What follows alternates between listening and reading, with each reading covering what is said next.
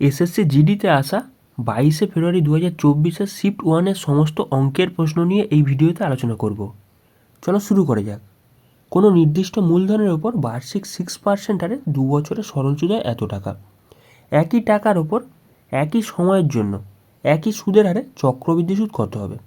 এখানে বেসিক্যালি আমি effective rate বার করব।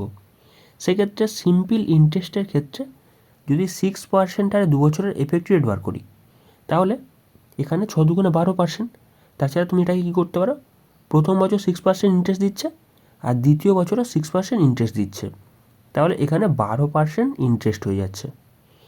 আর যদি আমি কম্পাউন্ড ইন্টারেস্টের ক্ষেত্রে দেখি, সেক্ষেত্রে 6% হারে 2 বছরের তুমি যদি এফেক্টিভ রেট বার করো, তাহলে এখানে কী হচ্ছে, A plus B plus AB by 100 এই ফর্মুলা অ্যাপ্লাই করতে পারো।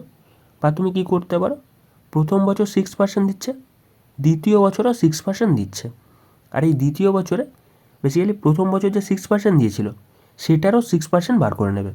কারণ কি, এখানে সুদের ওপর সুদ আসে কম্পাউন্ড ইন্টারেস্টের ক্ষেত্রে, তাহলে এই 6%-এর আমি 6% বার করে নিচ্ছি। তাহলে এখানে 6 6 36, আর এখানে তলায় 100 আসার কারণে দুটো ঘর আগে পয়েন্ট পড়ে যাচ্ছে, এত পার্সেন্টেজ। তাহলে এখানে 6% প্লাস 6% প্লাস এখানে 0.36%, সেক্ষেত্রে হয়ে যাচ্ছে তোমার 12.36%। এখানে বেসিক্যালি সিম্পল ইন্টারেস্ট কত বলেছে, সরল সুদ কত বলেছে, এখানে বলেছে 960 টাকা। তাহলে এখানে 12% যেটা আমার সুদ এসছে, এই 12%-এর ভ্যালু কত বলে দিয়েছে এখানে, 960 টাকা। আর জিজ্ঞাসা করেছে আমাকে এই 12.36-এর ভ্যালু কত, সেক্ষেত্রে 12.36 দিয়ে গুণ করে দেবো, তাহলে আমাদের অ্যান্সার চলে আসবে। সেক্ষেত্রে এটাকে সলভ করলে দেখো, এখানে 12 দিয়ে কাটলে এখানে 8 12 96, এখানে শূন্য চলে আসছে। এই পয়েন্টটাকে তুললে তলায় 100 চলে আসছে, একটা শূন্য কেটে যাচ্ছে। আচ্ছা, যদি 8 দিয়ে এটাকে গুণ করি, সেক্ষেত্রে 6 8 48-এর 8, আর থাকলো 4, এখানে 3 8 24-এর 4, 28-এর 8। এখানে দেখো লাস্টের দিক থেকে দুটো সংখ্যা 8 এসছে, অপশানের মধ্যে দেখতেই পাচ্ছ এই অপশান বিতে ছাড়া আর কোথাও নেই, তাহলে এখানে অপশান বিটাই কারেক্ট অ্যান্সার হয়ে যাচ্ছে। যদি একটি রম্বসের কর্ণদ্বয়ের দৈর্ঘ্য 48 সেন্টিমিটার এবং 64 সেন্টিমিটার হয়, তাহলে রম্বসের পরিসীমা কত?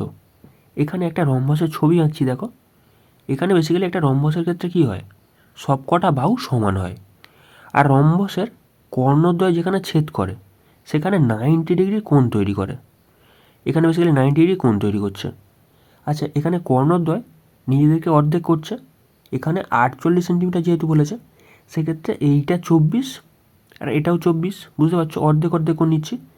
আর যেটা 64 আছে সেক্ষেত্রে এটা 32, এটাও 32। সেক্ষেত্রে বোঝার চেষ্টা করো, আমি যদি এই বাহুটাকে বার করতে চাই, সেক্ষেত্রে লম্ব স্কোয়ার প্লাস ভূমি স্কোয়ার করে নেবো। তাহলে এখানে যদি এই বাহুটাকে ধরি এ বি, তাহলে এ বির বাহুটা কত হচ্ছে, এখান থেকে আমি কীভাবে বার করতে পারি, রুট ওভারের মধ্যে 32 স্কোয়ার প্লাস 24 স্কোয়ার। সেক্ষেত্রে এখানে 32 স্কোয়ার করলে কত হচ্ছে, 2 দুগুণে 4, 3 দুগুণে 6, 6 দুগুণে 12। আচ্ছা, 12 2 হাতে থাকলো 1, 3 3 9 1 10। 24 স্কোয়ার করলে এখানে 4 4 16 6 হাতে থাকলো 1, 4 দুগুণে 8, 8 দুগুণে 16, 1 17 7 হাতে থাকলো কত, এখানে 1, 2 দুগুণে 4 1 5। আচ্ছা, এখানে যোগ করলে কত হচ্ছে, লাস্টে 10-এর শূন্য হাতে থাকলো 1, আচ্ছা আবার 10-এর শূন্য হাতে থাকলো 1, এখানে 6 1। আচ্ছা, এটাকে রুট করলে কত চলে আসছে, এখানে বেসিক্যালি 4 4 16, 40 চলে আসছে। তাহলে এটা যদি 40 হয়, আমাকে জিজ্ঞাসা করছে রম্বসের পরিসীমা কত। পরিসীমা কী করব, 4 দিয়ে গুণ করে দেবো। এখানে বাহু ইন্টু বেসিক্যালি কত, 4, মানে এখানে কি রম্বসের সবকটা বাহু সমান হচ্ছে, সেক্ষেত্রে 4 ইন্টু বাহু হয়ে যাচ্ছে, 4 ইন্টু 40, সেক্ষেত্রে কত হয়ে যাচ্ছে, এখানে তোমার 160। বুঝতে পারছো, এইটা এখানে পরিসীমা হয়ে যাচ্ছে। এখানে option D correct answer. 1 KG গমের দাম 50% বৃদ্ধি পায় এবং বৃদ্ধিটা হলো 25 টাকা, তাহলে প্রতি কেজি গমের নতুন দাম কত? এখানে 50% বৃদ্ধি পেয়েছে, যদি আগে 100 টাকা দাম থাকতো সেটা পরবর্তীকালে 150 টাকা দাম হয়েছে, তাহলে 100 টাকা থেকে বেড়ে 150 টাকা হয়েছে। কত টাকা বৃদ্ধি হয়েছে, 50 টাকা বৃদ্ধি হয়েছে। এই 50 টাকা বৃদ্ধি যেটা বৃদ্ধি হয়েছে সেটার ভ্যালু কত বলেছে এখানে, 25 টাকা। বৃদ্ধিটা হলো 25 টাকা, সেক্ষেত্রে 25, 50-এর ভ্যালু হচ্ছে 25। আর জিজ্ঞাসা করেছে প্রতি কেজি গমের নতুন দাম কত। নতুন দামের জন্য আমি কী করব, এখানে নতুন দাম কত হয়েছে, 150 হয়েছে, সেক্ষেত্রে 150 দিয়ে আমি এখানে গুণ করে দিচ্ছি। জাস্ট সেটাকে সলভ করে তোমাদের অ্যান্সার চলে আসবে। 50 দিয়ে কাটলে এখানে 3 বার কেটে যাচ্ছে, সেক্ষেত্রে 3 × 25 = 75। তাহলে নতুন দাম কত হচ্ছে, 75 টাকা। এখানে অপশান এখানে দেয়নি, এখানে 75 টাকা কারেক্ট অ্যান্সার। অপশান সি করে নেবে, অপশান সি কারেক্ট অ্যান্সার এখানে।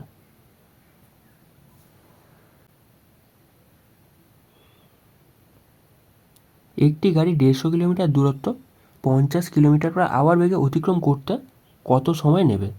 এখানে বেসিক্যালি আমি টাইমের ফর্মুলা ফেলবো। টাইমের ফর্মুলা কি, ডিস্ট্যান্স ডিভাইড বাই স্পিড।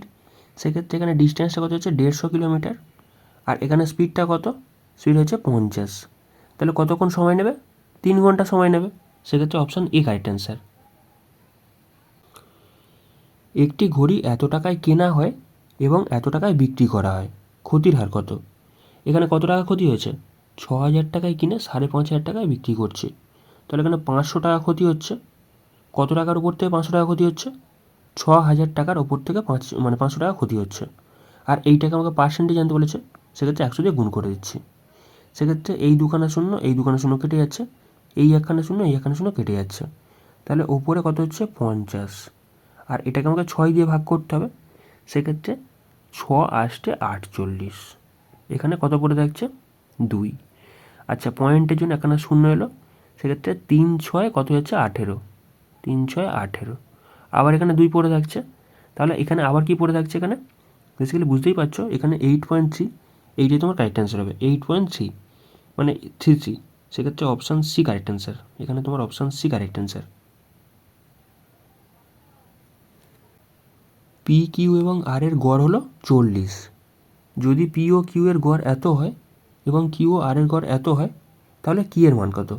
এখানে বেসিক্যালি পি কিউ আর এদের গড় বলেছে 40, তাহলে সমষ্টি কত হচ্ছে, এখানে পি প্লাস কিউ প্লাস আর, এদের গড় বলেছে 40, তাহলে সমষ্টি কত হবে, 40 × 3, সেক্ষেত্রে কত যাচ্ছে, 120। আচ্ছা, তারপর বলেছে পি আর কিউ এর গড় কত, এখানে 35, তাহলে পি আর কিউ এর সমষ্টি কত হয়ে যাচ্ছে, এখানে 35 × 2, সেক্ষেত্রে কত হয়ে যাচ্ছে, এখানে 70 হয়ে যাচ্ছে। তারপর এখানে কিউ আর আর এর গড় বলেছে এখানে 45, কিউ আর আর এর সমষ্টি কত হয়ে যাচ্ছে, এখানে 45 × 2, সেক্ষেত্রে হয়ে যাচ্ছে 90। তাহলে এখানে বোঝার চেষ্টা করো, এখানে ইকুয়েশন নম্বর 1, 2, 3 এইটা দেওয়া আছে। তাহলে এখান থেকে আমি কিউটা বার করতে পারবো। আমি কি করছি, 2 আর 3কে যোগ করছি, তাহলে এখানে পি প্লাস 2Q প্লাস আর, সেক্ষেত্রে এখানে এই দুটোকে যোগ করতে হচ্ছে, কত হয়ে যাচ্ছে, 160 হয়ে যাচ্ছে। জাস্ট যোগ করে নিচ্ছি। জাস্ট এখান থেকে এই যে ইকুয়েশানটা দিয়েছে, এটা ধরে নাও 4 নম্বর ইকুয়েশান। এই 4 নম্বর ইকুয়েশান থেকে তুমি এই 1 নম্বর ইকুয়েশানটাকে বিয়োগ করে দাও, 4 থেকে জাস্ট একটাকে বিয়োগ করে দাও, সেক্ষেত্রে তোমাদের অ্যান্সার চলে আসবে। তাহলে এখান থেকে 4 মানে এইটা চলে আসছে, আর এইটা থেকে যদি আমি এটা বিয়োগ করি, সেক্ষেত্রে শুধুমাত্র কিউ পড়ে থাকবে, তাই তো। আর এখানে 160 আছে, আর এখানে কত পড়ে আছে, 120 পড়ে আছে, তাহলে বিয়োগ করলে কত পড়ে থাকবে, 40 পড়ে থাকবে। তাহলে এখানে কিউ এর মান কত হচ্ছে, 40। এখানে option B correct answer. Just একটু সলভ করে নিতে হবে, আর কিছুই না। একটি ক্লাসে 30 জন স্টুডেন্টের গড় বয়স হলো 20 বছর। যদি প্রত্যেক স্টুডেন্টের বয়স 5 বছর করে বৃদ্ধি পায়, তাহলে গড় বয়স কত সংখ্যায় বৃদ্ধি পাবে? বেসিক্যালি এখানে দেখেই বুঝতে পারছো, প্রত্যেকে যদি 5 করে বৃদ্ধি পায়, তাহলে গড় কত বৃদ্ধি পাবে, ওই 5ই বৃদ্ধি পাবে। সেক্ষেত্রে অপশান সি কারেক্ট অ্যান্সার। একটু কনসেপচুয়াল ছিল।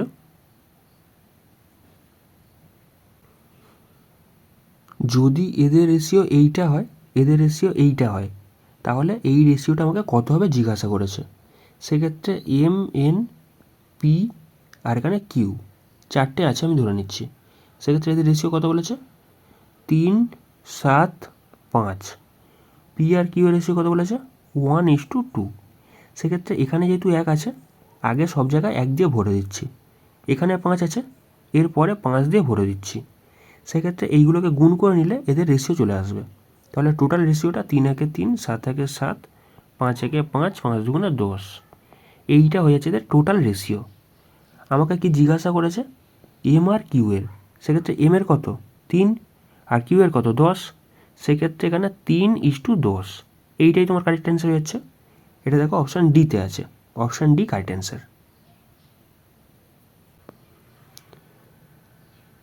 ডব্লু এবং এক্স একত্রে একটি কাজ 40 দিনে করতে পারে। এখানে যদি ডব্লু করে আর এক্স করে তাহলে কাজটা 40 দিনে কমপ্লিট হয়। এক্স এবং ওয়াই একত্রে একই কাজ 60 দিনে করতে পারে। এখানে এক্স আর ওয়াই যদি দুজনে মিলে করে তাহলে 60 দিন সময় নেয়। যদি ডব্লু এক্স ওয়াই একত্রে ওই একই কাজ করে তাহলে 30 দিনে করতে পারে। সেক্ষেত্রে W plus X plus Y তিনজনে মিলে করলে 30 দিনে কাজটা কমপ্লিট করতে পারে। তারপরে ডব্লু এবং ওয়াই একত্রে কত দিনে কাজটা শেষ করতে পারবে। প্রথম কাজ কী হবে, এদের সবকটার আমার লসাগু নিতে হবে। তাহলে লসাগু কত যাচ্ছে এখানে বেসিক্যালি লসাগু কত হচ্ছে, লসাগু হচ্ছে বেসিক্যালি 120, তাই তো। তাহলে ডব্লু আর এক্স 40 দিনে 120খানা গাছ লাগাতে পারে। তাহলে একদিনে কটা গাছ লাগাবে, তাহলে 120 ডিভাইড বাই 40, তাহলে এখানে 3টে গাছ লাগাচ্ছে। তাহলে এক্স আর ওয়াই 60 দিনে 120খানা গাছ লাগায়, তাহলে একদিনে কটা গাছ লাগাবে, 2টো গাছ লাগাতে পারে। এই রকম এরা তিনজনে মিলে 30 দিনে 120খানা গাছ লাগায়, তাহলে একদিনে কটা গাছ লাগাবে, 4টে গাছ লাগাবে। বুঝতে পারছো, 120কে 30 দিয়ে ভাগ করে দিয়েছি। সেই ক্ষেত্রে এখানে কি বলে দিয়েছে, তিনজনের যোগফল কত, 4। তিনজনে মিলে একদিনে 4টে গাছ লাগাতে পারে। তাহলে এক্স আর ওয়াই যদি আমি এখান থেকে বিয়োগ করে দিই কত পড়ে থাকে, ডব্লুটা পড়ে থাকে। বুঝতে পারছো, তাহলে ডব্লু একা কটা গাছ লাগাতে পারে, 2টো গাছ লাগাতে পারে একদিনে। তাহলে এক্স কটা গাছ লাগাতে পারে, 1টা গাছ লাগাতে পারে। আচ্ছা, যদি এক্স 1টা গাছ লাগায় তাহলে ওয়াই কটা গাছ লাগাবে, 1টা গাছ লাগাবে। বুঝতে পারছো জিনিসটা কী হচ্ছে, জাস্ট এখান থেকে তুমি সেখান থেকে সলভ করে সব কিছু বার করতে পারবে, যেটাই দিক না কেন তুমি বার করতে পারবে। আমাকে জিজ্ঞাসা করে যে ডাব্লু আর ওয়াই এরা দুজনে মিলে একত্রে কতদিনে কাজটা করতে পারবে। সেক্ষেত্রে ডব্লুর এফিসিয়েন্সি কত, ডব্লুর এফিসিয়েন্সি 2, আর এখানে ওয়াইয়ের এফিসিয়েন্সি কত, 1। তাহলে এরা দুজনে মিলে একত্রে 3টে গাছ লাগাতে পারে। তাহলে টোটাল কতগুলো গাছ আছে, 120খানা গাছ আছে। তাহলে 120খানা গাছ লাগাতে যদি একদিনে 3টে করে গাছ লাগায় কতদিনে কাজটা কমপ্লিট করবে, 40 দিনে কাজটা কমপ্লিট করবে। জাস্ট কিছুই না, তুমি এখান থেকে এলসিএম নিয়ে এখান থেকে জাস্ট এফিসিয়েন্সিটা বার করবে। এফিসিয়েন্সি যদি বার করে নাও সেক্ষেত্রে সব কটার ইন্ডিভিজুয়াল এফিসিয়েন্সি বেরিয়ে যাবে, আর বেরিয়ে গেলে সেখান থেকে তুমি যারটাই দিই না কেন তুমি বার করতে পারবে। সেক্ষেত্রে 40 দিনে কাজটা কমপ্লিট হবে। এখানে অপশান বি কারেক্ট অ্যান্সার। যদি একটি দ্রব্যের ধার্য মূল্য এত টাকা হয় এবং বিক্রয় মূল্য এত টাকা হয় তাহলে ছাড়ের পরিমাণ কত। তাহলে এখানে ধার্য মূল্য থেকে সেলিং প্রাইস বিয়োগ করে দাও। সেক্ষেত্রে বিয়োগ করলে কত চলে আসছে, বিয়োগ করলে 600 টাকা চলে আসছে। তাহলে 600 টাকা ছাড় দিয়েছে, কিছুই না, জাস্ট বিয়োগ করতে দিয়েছিল। এখানে অপশান বি কারেক্ট অ্যান্সার। একটি দ্রব্যের উপর 50% ছাড় দেওয়ার পরও সেখানে 50% লাভ হয়, যদি কোনো রকম ছাড় না দেওয়া হয় তাহলে লাভের হার কত হবে। এখানে বেসিক্যালি 50% ছাড় দেওয়া হচ্ছে। আচ্ছা, যদি আমি সেলিং প্রাইস বার করি মার্ক প্রাইসের ওপর থেকে, আমরা কি জানি মার্ক প্রাইসের ওপরে ছাড় দেওয়া হয়। মার্ক প্রাইসের ওপর 50% ছাড় দেওয়া হচ্ছে, টোটালটা 100% তো। তাহলে আমি 100 মাইনাস 50 করে নেব। তাহলে কত পার্সেন্টে জিনিসটাকে বিক্রি করা হয়েছে, এখানে 50%-এ বিক্রি করা হয়েছে। আমি এখানে জাস্ট বিয়োগ করে লিখছি যাতে তোমাদের বুঝতে সুবিধা হয়। আচ্ছা, সেলিং প্রাইসটা আর কীভাবে বার করা যায়, এখানে কস্ট প্রাইসের ওপর প্রফিট থেকে বার করা যায়। এখানে কস্ট প্রাইসের ওপরে বলেছে 50% লাভ হয়েছে, লাভটা কোথা থেকে হয়, কস্ট প্রাইসের ওপর থেকে লাভ হয়। তাহলে এখানে 50% লাভের অর্থ কী, জিনিসটার দাম 100%, 100 প্লাস 50, সেক্ষেত্রে এত পার্সেন্টে জিনিসটাকে বিক্রি করা হয়েছে। দুটোই তো সেলিং প্রাইস, তাহলে দুটো সেলিং প্রাইসকে আমি ইকুয়াল করতেই পারি। সেক্ষেত্রে এখানে মার্ক প্রাইস ইন্টু এখানে বিয়োগ করলে কত চলে আসছে, 50%, 50 ডিভাইড বাই 100। আচ্ছা, এখানে cost price is equal to cost price into এখানে 150 আর ডিভাইড বাই 100 চলে আসছে। সেক্ষেত্রে তলার 100 এই 100 কেটে যাচ্ছে, 50 দিয়ে কাটলে এখানে 3বার চলে আসছে। তাহলে এখানে cost price divide by mark price কত হয়ে যাচ্ছে, এখানে বেসিক্যালি কত হচ্ছে, এখানে চলে আসছে তোমার বেসিক্যালি 1/3, তাই তো, 1/3। তাহলে 1 টাকায় কিনছো, বিক্রি করছো কততে, 3 টাকাতে। তাহলে 1 টাকায় কিনে 3 টাকায় বিক্রি করলে কত টাকা প্রফিট হচ্ছে? যদি আমি মার্ক প্রাইসেই বিক্রি করি সেক্ষেত্রে আমাকে কী করতে হচ্ছে? 3 টাকাতেই বেচতে হচ্ছে। তাহলে এখানে কত টাকা প্রফিট হচ্ছে? 2 টাকা প্রফিট হচ্ছে। কত টাকার ওপরে? 1 টাকার জিনিস, 1 টাকার জিনিসের উপর 2 টাকা প্রফিট হচ্ছে। আর এইটাকে আমাকে পার্সেন্টেজ জানতে হবে, সেক্ষেত্রে 100 দিয়ে গুণ করে দিচ্ছি। সেক্ষেত্রে তোমার 200% প্রফিট হচ্ছে, 200%। অপশান এখানে ডি কারেক্ট অ্যান্সার।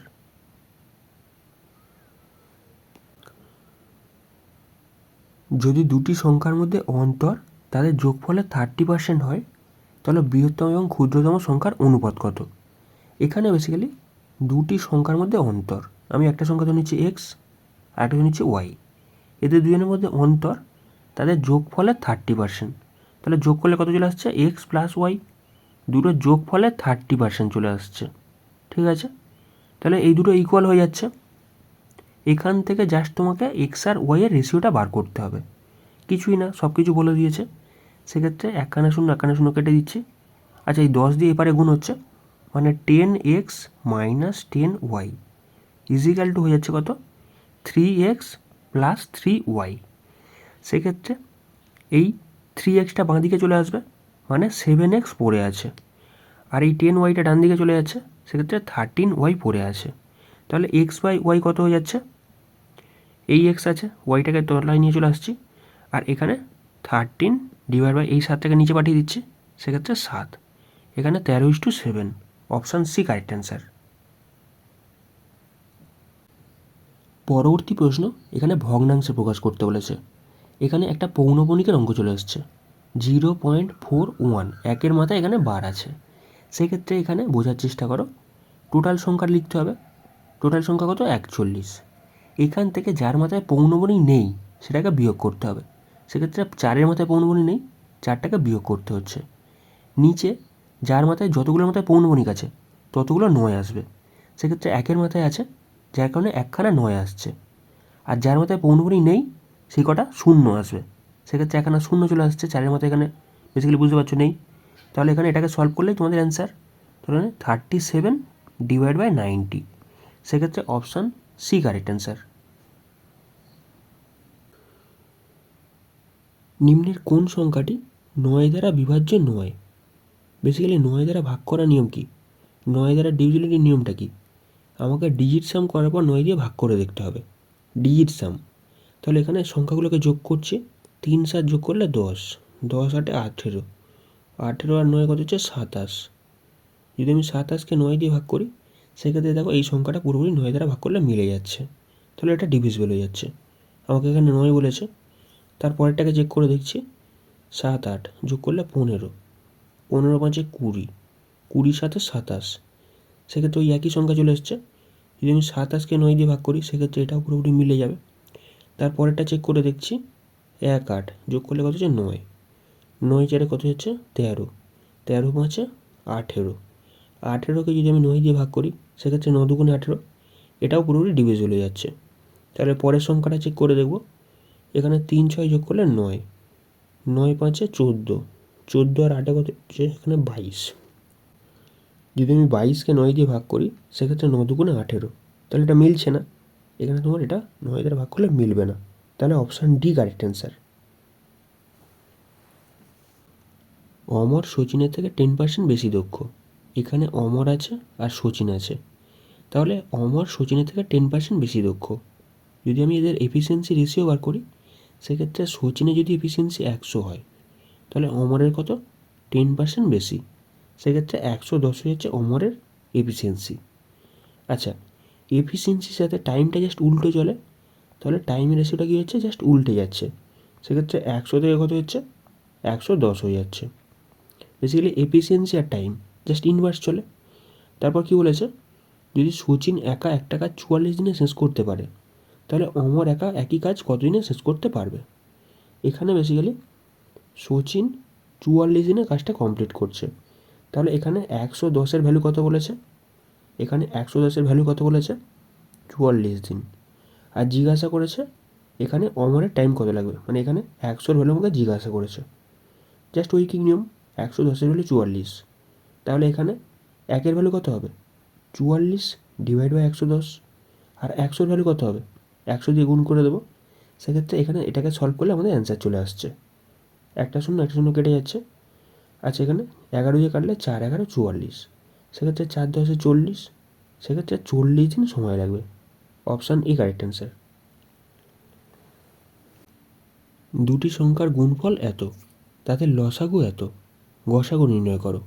বেসিক্যালি আমরা কি জানি, কোনো দুটো সংখ্যার গসাগু গুণিত লসাগু, গসাগু গুণিত লসাগু হয়ে যাচ্ছে দুটো সংখ্যার গুণফলের সমান। বেসিক্যালি লসাগু গুণিত গসাগু বা গসাগু গুণিত লসাগু হয়েছে দুটো সংখ্যার গুণফলের সমান। তাহলে এখানে 1408, জাস্ট এখানে লসাগুটা বসিয়ে দাও, কত বলেছে 352, তাহলে 352। আর গসাগুটাকে ধরে নিচ্ছি এক্স, এক্স গুণিত 352 কত হয়ে যাচ্ছে এখানে 1408। তাহলে জাস্ট কাটাকাটি করে এখানে থেকে এক্সের ভ্যালুটা বার করে নাও। আমি যদি এখানে 4 দিয়ে কাটি, সেক্ষেত্রে 4 32, 4 32, এখানে 4 দিয়ে কাটলে 4 3 12, 4 5 20, 4 2 8। এখানে যদি 4 দিয়ে কাটি কত চলে আসছে 4 2 8, 4 2 8, 4 32, 4 32, 22 দিয়ে কাটলে এখানে 4 চলে আসছে। তাহলে এখানে অপশান এ কারেক্ট অ্যান্সার। পরবর্তী প্রশ্ন, যদি এক্স সমান 11 হয়, ওয়াই সমান 5 হয়, তাহলে এখানে এইটার ভ্যালু কত? জাস্ট এখানে পুট করে দাও।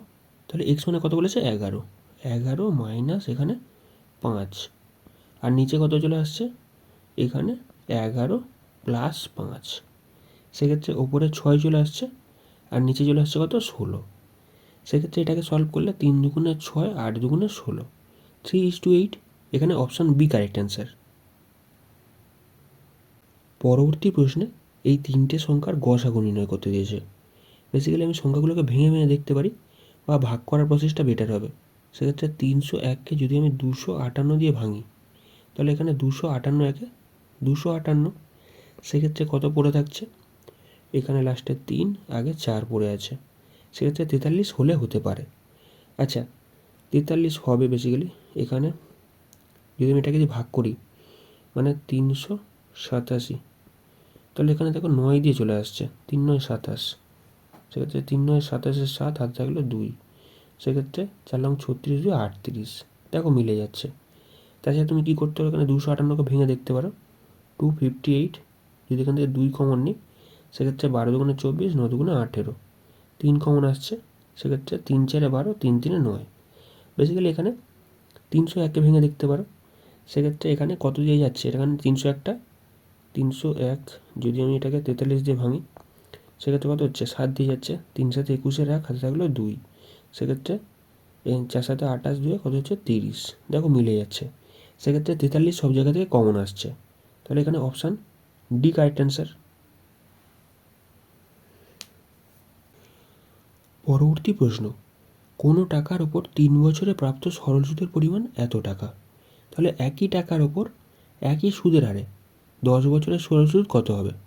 এখানে 3 বছরের সরল সুদ কত বলেছে এই টাকাটা, তাহলে এখানে 3 বছরের সুদ কত বলেছে এখানে 1782, আর জিজ্ঞাসা করেছে 10 বছরের কত, জাস্ট উইকিং নিয়ম আর কিছুই না।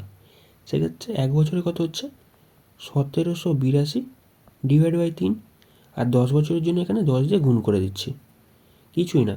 এইটাকে যদি আমি 3 দিয়ে ভাগ করি, সেক্ষেত্রে 1 বছরের সুদ চলে আসছে, 1 বছরের সুদ, আর সেটাকে যদি আমি 10 দিয়ে গুণ করি, সেক্ষেত্রে কী চলে আসছে 10 বছরের সুদ। জাস্ট এটাকে সলভ করে নাও।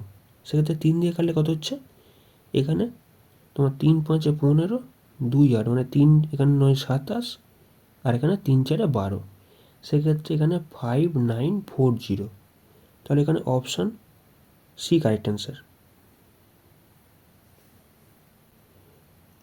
অনুরাগ একটা রেফ্রিজারেটর 30% ক্ষতিতে এত টাকায় বিক্রি করে। যদি সে 25% লাভ করতে চাইতো, তাহলে তাকে রেফ্রিজারেটরটি কত টাকায় বিক্রি করতে হতো? এখানে 30% ক্ষতিতে বিক্রি করেছে। 100 টাকা যদি জিনিসটার দাম থাকতো, সেটাকে সে 70 টাকায় বিক্রি করেছে। আর যদি সে 25% লাভ করতে চাইতো, তাহলে তাকে কত টাকায় বিক্রি করতে হতো? 125 টাকায় জিনিসটাকে বিক্রি করতে হতো। তাহলে এখানে প্রথমে 30% ক্ষতিতে বিক্রি করেছে, অর্থাৎ 70 টাকায় বিক্রি করেছে। তাহলে 70-এর ভ্যালু কত বলেছে 28,000। আর জিজ্ঞাসা করেছে 25% লাভের ক্ষেত্রে, সেক্ষেত্রে 125-এর ভ্যালুটা আমি বার করে নেব। সেক্ষেত্রে আমাদের অ্যান্সার চলে আসবে। জাস্ট এখানে একটা শূন্য কেটে যাচ্ছে, 7 দিয়ে গেলে এখানে 4 7 28, আর দুখানা শূন্য চলে আসছে। সেক্ষেত্রে 4 5 20 শূন্য, হাতে থাকলো কত এখানে 2, 4 2 8, এখানে 10-এর শূন্য, হাতে থাকলো 1, 4 1 4 1 5। বুঝতে পারছো? এখানে আরও দুখানা শূন্য চলে আসবে। সেক্ষেত্রে 50,000 টাকা তোমার কারেক্ট অ্যান্সার, অপশান সি। ভিডিওটি ভালো লাগলে চ্যানেলটিকে সাবস্ক্রাইব করতে পারো। Thank you.